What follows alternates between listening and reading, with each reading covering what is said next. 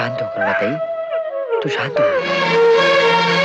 हे घे आणि चालते भाई इथून. स्कूटर साठी जेव्हा 12,000 रुपये घेऊन याल ना तेव्हा तिला घरात घेईन, समजलं? बहिणीसाठी खिलगी आणते.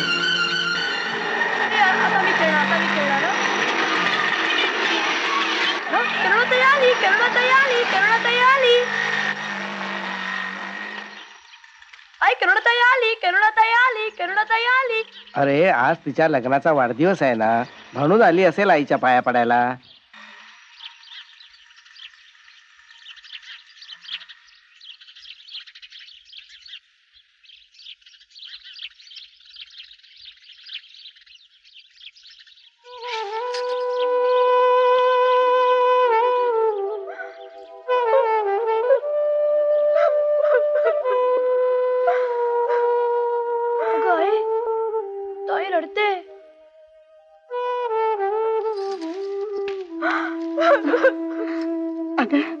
अगं रडायला काय झालं? अगं पण सांगितल्याशिवाय कसं कळणार? त्या नालायक सासून हिला कायमची माहेरी पाठवले. हिच्या नवऱ्याला आपल्याकडून स्कूटर घेण्यासाठी 12,000 रुपये हवेत, हुंडा म्हणून. 3 वर्षानंतर हुंडा मागते? वाटोळ होईल मेरीच.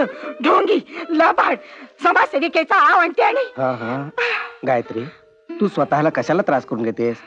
तू शांत हो. दत्त गुरु, दत्त गुरु, तुम्हीच आधार आहात सर्वांचे. आता तुम्हीच मार्ग दाखवा.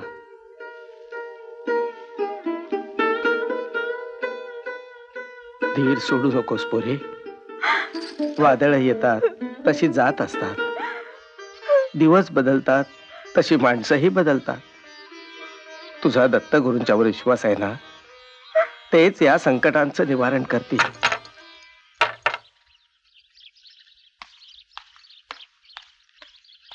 मी भीमराव. नमस्कार. काय होतंय आपल्याला? चला बसा. मी बसायला आलेलो नाहीये इथं. ज्यानं जमिनी सगट हा वाडा विकत घेतला तो मी. तुम्हाला आजपर्यंत अनेक नोटिसा पाठवल्या, निरोप दिले, पण तुम्ही कशाला दाद दिली नाही, म्हणून मी आज स्वतः आलोय. आपण येण्याची उगाच तसदी घेतली. मी हा वाडा सोडणार नाहीये. आमच्या 3 पिढ्या या वाड्यातच राहिलेल्या आहेत. शिव वडिलांचा व्यवसाय इथेच आहे. माझ्या दत्तगुरूंचा निवास इथेच आहे. आमच्या घराण्याच्या श्रद्धा भावना याच वाड्यात गुंतलेल्या आहेत. त्याच्याशी मला काहीही कर्तव्य नाही. हा वाडा मी मालकाकडून विकत घेतलेला आहे. एकदा सांगितलं ना की आम्ही हा वाडा सोडणार नाही म्हणून. ही मगरुरी बरी नाही. ही मगरुरी नाही, हा निर्धार आहे. मगरुरी पैशावर भी असते. सांगून ठेवतो याचे परिणाम चांगले होणार नाही. धमक्या देताय? काय कराल तुम्ही? आमचं खून कराल? तुम्ही थांबा बापू. दरवेळी यांच्या नोटिसा घेऊन येणारे कारकून दमदाटीशिवाय बोलत नाही, सरळ बोलायला कळत नाही. पण दादा काय वाटेल ते करा. मी तुम्हाला पुन्हा सांगतो, आम्ही हा वाडा सोडणार नाही. आणि तुम्हाला हा वाडा पाडायचाच असेल तर आम्हाला सर्वांना गाडूनच पाडावं लागेल, कळलं? याद राखा, आधी सांगितलं नव्हतं असं मागावून म्हणू नका.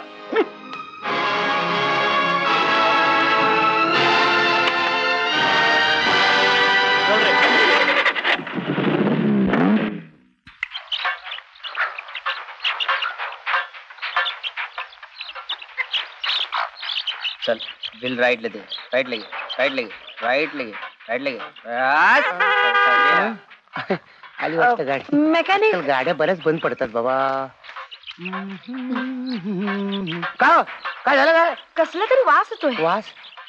चांगला वास येतोय. कुठलं सेट लावलंय तो? हो गाडी बंद पडली. गाडी बंद पडली. हा पत्रा सडला असणार. काय? आपलं ते तुम्ही असं करा, तुमची डिकी उघडा, आपलं ते बोनेट उघडा. आईला गाडी चालवणारी केवढी, गाडी केवढी, अम्बॅसेडर मध्ये दिसत पण नसतील. उघडा उघडा उघडा उघडा. आईच्या वास, आईच्या वास.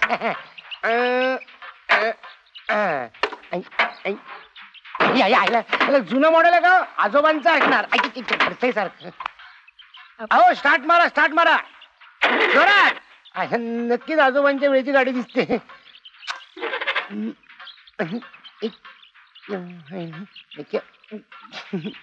आयला बोमला, हे आपल्या हाताबाहेरची केस दिसते. हे का आपल्याला जमायचं नाही. ओ सिनियर मेकॅनिक, इकडे या, इकडे या. बोमला जरा इकडे. येत आहेत. ते आपल्या जुन्या मॉडेलचं काम आपण करत नाही ना. हे बघ बघ काय झालं बोंबल कळत नाही यायला काय झालं ते बघ जरा बघ बघ बघ बघ हा हा हा ओ बाई जरा स्टार्ट करा हा हा काय जरा जोरात जोरात स्टार्ट करा जोरात हा तेव्हाच हा फुल्या गाडी गॅरेज मध्ये घ्यायला लागेल. गॅरेजला घ्यायला लागणार.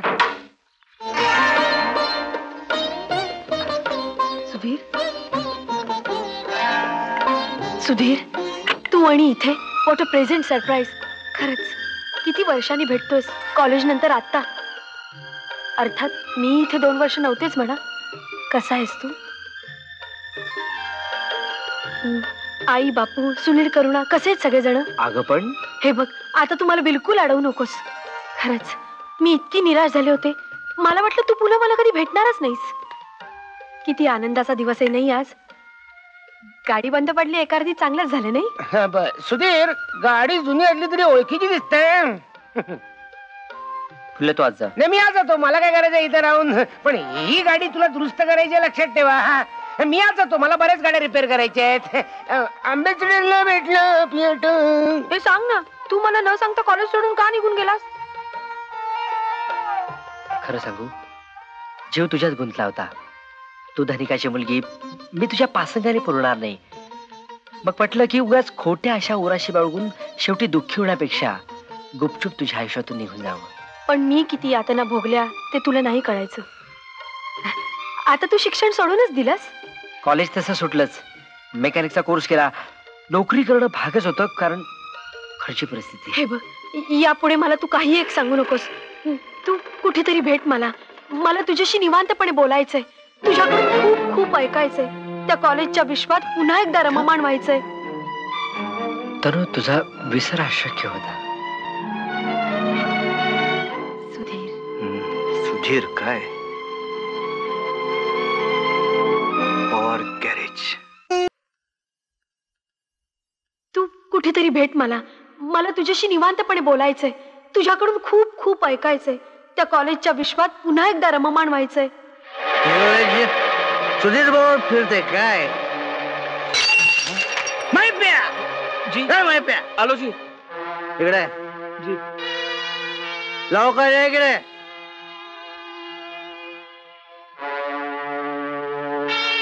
त्या हनुमंतराव पवाराच्या गॅरेज मध्ये एक मेकॅनिक आहे सुधीर. सुधीर त्याचं नाव. 2 दिवसात त्याची नोकरी जायला पाहिजे.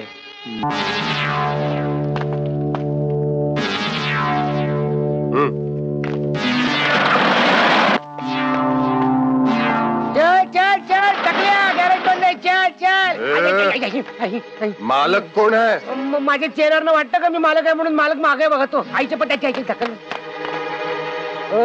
मालक मी आहे. काय पाहिजे?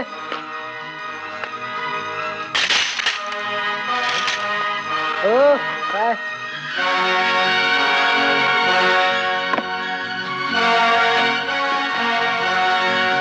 तुझ्याकडं सुधीर नावाचा मेकॅनिक आहे. त्याला कामावरून काढून टाकायचा आत्ताच्या आत्ता. पण का? तुम्ही मला सांगणारे कोण? कोण?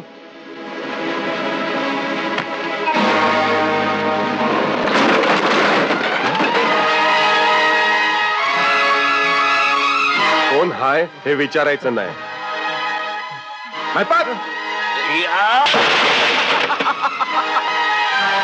आत्ता कळलं? काच फोडली. 500 रुपये काढा.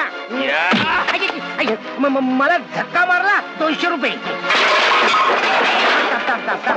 1 2 3.5. पाण्यासकट मडकं फोडलं. 8 रुपये काढ. झुंबर झुंबर फोड. झुंबर फोड. झुंबर फोड. माझं झुंबर फुटलं. बुक. तुझ्या बापाचं गॅरेज आहे का रे?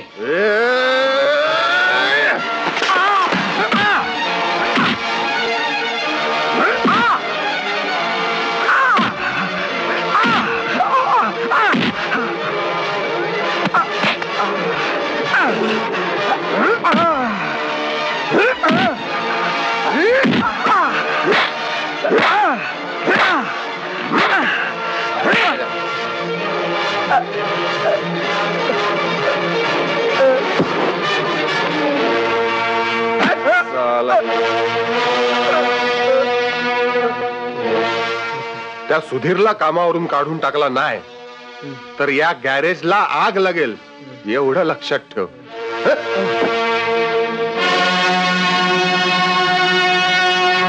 मी सांगितलेलं नीट लक्षात ठेवा. यात बदल होता कामा नये.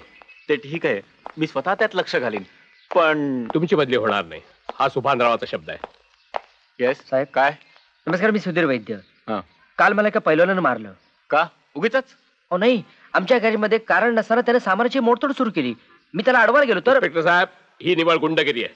आमच्या मतदारसंघात हे खपून घेतलं जाणार नाही. हा अन्याय. तेच तर म्हणतोय मी. हे बा, यांची तक्रार नोंदवून घ्या आणि गुन्हेगाराला ताबडतोब अटक करा. कायदा आणि सुव्यवस्थेला धक्का लागता कामा नये. पण तुम्हाला त्यांची नावं तरी माहिती आहेत का? नाही, पैलवानाचं नाव माहित नाही, पण ते दोघं होते. त्यातल्या एकाने दुसऱ्याला महिपत अशी हाक मारली होती. ठीक आहे, तुम्ही तक्रार अर्ज लिहून द्या. हा काय? हा लिहूनच आणलाय. सुधीर बेटा, तू आता घरी जा. मी स्वतः या प्रकरणात लक्ष घालतो. अरे, जनसेवा म्हटल्यावर हे आम्हाला करायलाच पाहिजे. Thank you very much. Thank you sir.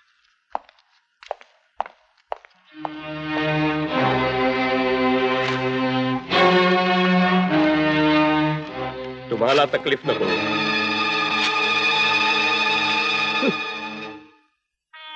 बरेच दिवसात भेटला नाहीस आणि मारामारीचंही कळलं. माझी नोकरी आचार्य गेल्यापासून मी भांबावून गेले ग. इतकी परकी वाटते का मी तुला? परकी वाटण्याचा प्रश्न नाहीये, पण दुसरं काही सुचतच नाही ग. ए, मी माझ्या बाबांना सांगू का? त्यांच्या खूप ओळखी आहेत. नको, तेवढं मात्र करू नकोस प्लीज.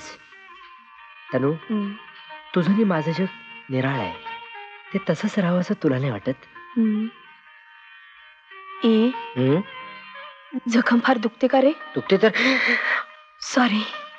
तिथं नाही, इथं. चल, चावट कुठला. ए, या जखमेवर एकच औषध आहे, ते म्हणजे लग्न.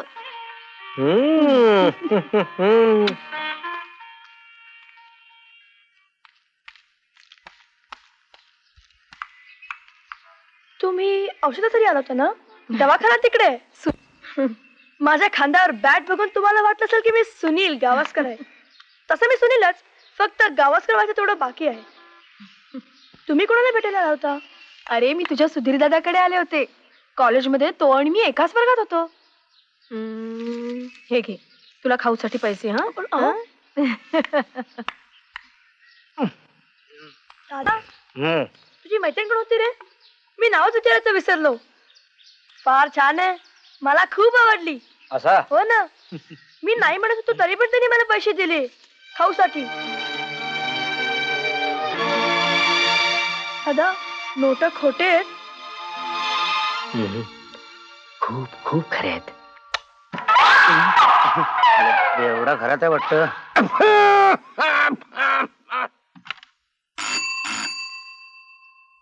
ए मोगरे, काय बाबा? अग दरवाज्यात कोण आलाय ते?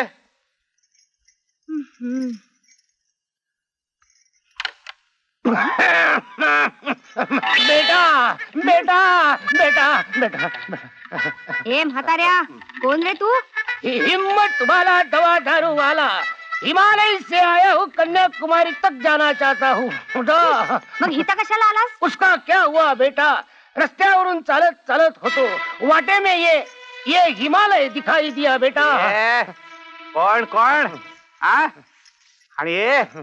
आणि तुझं हे हिंदी मराठी सारखं कसं? उसका क्या है बेटा? बेटा, हमें तो हिंदुस्तान, इंग्लैंड, यूरोप, अमेरिका जाना पड़ता है. क्यों? दारू बेचने के लिए. ऐकून घे. अब सुन के ले बेटा, सुन के ले. दवा दारू बेचने के लिए जाना पड़ता है, इसीलिए उनकी जबान हमें समझना चाहिए. इसलिए महाराष्ट्र में